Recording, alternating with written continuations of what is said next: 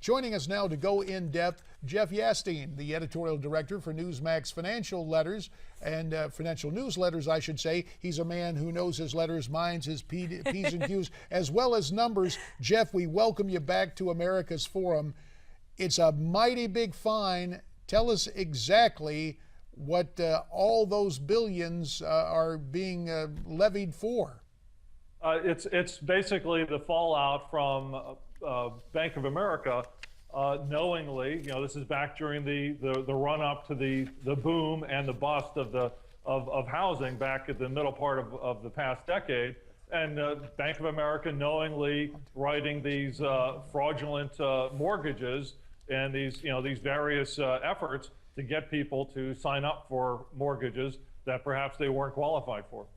Jeff, in your opinion, is this settlement more about show or dough? In other words, yeah, it's a big fine, but is this more of a statement by the government about how seriously they take this? Yes, most definitely, because it's of course very telling that they go for this fine, but there still are no senior bank executives in jail. And I thought it was very interesting as this deal was announced that Dick Kovacevich, who's the former chairman and CEO of Wells Fargo, was really knocking it, saying that he called it government extortion and was noting, why are you charging the shareholders of Bank of America essentially for this fine instead of going after the executives who were there at the time and taking part in selling and writing these particular lending instruments. Now, Jeff, this is certainly the largest settlement we've seen, but by no means is it the first. JP Morgan Chase and Citigroup have also had huge settlements. Is this going to make it harder to get a mortgage in the future? Is it going to be harder to qualify, and are we going to see much higher rates? No, it won't affect that at all. I think the markets, both the lending markets and the stock market, have been anticipating these sorts of settlements.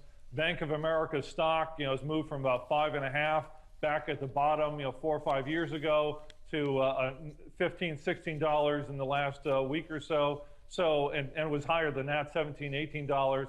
And in terms of lending and the overall mortgage environment, that's really set more by the Federal Reserve, which has, of course, kept Fed funds rate, which is, the base lending rate, at a very low rate.